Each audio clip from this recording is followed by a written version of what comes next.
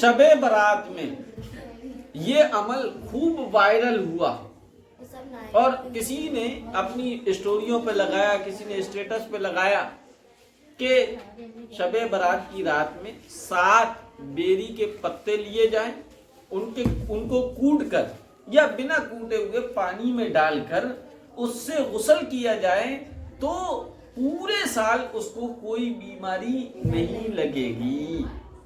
اس عمل کو کرنے میں کوئی حرج نہیں۔ امام بریلویوں کے مسلک میں احمد رضا صاحب نے اپنے معمولات میں لکھا ہے، اپنے تجربات میں لکھا ہے۔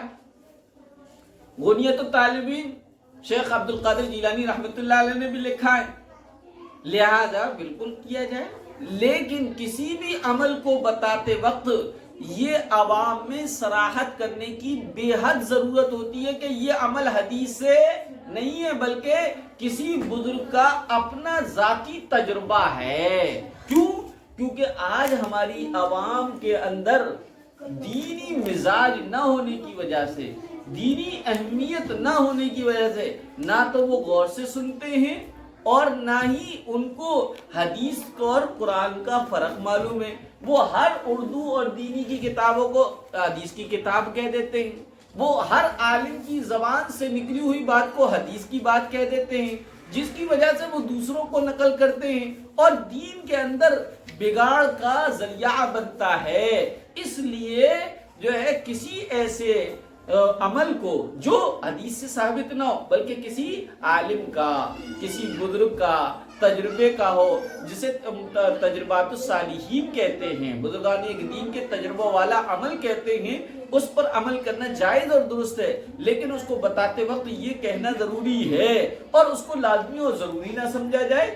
صحیح عقیدے کے ساتھ کہ شفا دینے والی ذات اللہ کی ہے، میں بیری کے پتوں سے نہا بھی لوں پھر بھی اگر مجھے بیماری لگ جائے گی تو اللہ کے حکم سے لگے گی اور نہیں لگے گی تو اللہ ہی کے حکم سے لگے گی، نہیں لگے گی۔ یہ یقین کے ساتھ کسی بھی بزرگان دین کے تجربات پر عمل کیا جا سکتا ہے، لیکن اس کے ساتھ وہ معاملہ کیا جائے عشاء چھوڑ دی، شب برات میں کیا چھوڑ دی؟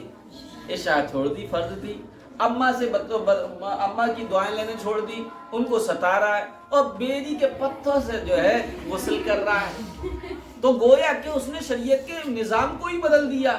شریعت یہ کہتی ہے جو چیز ضروری ہے اس کو ضروری کی کیٹیگری میں رکھو، جو چیز بہتر ہے اس کو بہتر کے کیٹیگری میں رکھو۔ اب بیری کے پتوں کا معاملہ ایسا ہو گیا، لوگ ایک دوسرے کو میسج کر رہے تھے، واجب سے بڑھ کر جو ہے اس کے ساتھ معاملہ ہوا۔ اور دوسرا کیا، اس کو لوگ حدیث کا عمل سمجھ رہے ہیں، اللہ کے رسول کا عمل سمجھ رہے ہیں، حالانکہ یہ اللہ کے رسول کا عمل نہیں ہے۔ دیکھو لوگ کتنے دین سے دور ہیں۔ میں نے ایک دن لطیفے کے طور پر، قربانی کے دن چل رہے تھے، قربانی کا مہینہ آنے والا تھا، تو میں نے ایک لطیفے کے طور پر میں نے بتایا، ایک حاجی صاحب تھے، انہوں نے قریب 50 لاکھ روپے کا یا 50,000 روپے کا بکرا قربان کیا۔ قربانی جب وہ سوئے تو سوتے ہوئے میں وہ دیکھ رہے ہیں جنت، اپنے آپ کو کس میں دیکھ رہے ہیں؟ جنت میں۔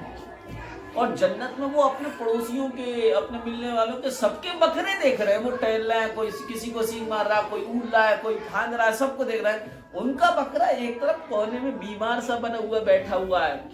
تو ان حاجی صاحب نے کہا، بھیا اب تو میں بہت مہنگا خرید کے لے کر آیا ہوں، بیٹھا ہوا کیوں ہے؟ تو اس بکرے نے کہا، حاجی جی میں اس لیے بیٹھا ہوں کیونکہ چل نہیں سکتا۔ کہ کیوں نہیں چل سکتا تو؟ کہ وہ ایک ران تو اب تک آپ کی فریج میں موجود ہے نا، اس لیے میں چل نہیں سکتا۔ تو یہ لطیفہ تھا، یہ لطیفہ میں نے بیان کیا۔ ہمارے یہاں کے پارشد صاحب نے دوسری جگہ یہ کہہ کر بیان کیا کہ مفتی صاحب نے حدیث میں بیان کیا۔ جب میرے پاس بات پہنچی تو میں نے کہا، ممبر پہ کھڑے ہو کے کہا، میں نے کہا وہ حدیث نہیں تھی، قربانی کا گوشت جب تک چاہو رکھ کے کھاؤ، کوئی حرج کی بات نہیں ہے، لیکن جو میں بات بتا رہا ہوں وہ ایک لطیفہ تھا، ایک مزاحیہ بات تھی۔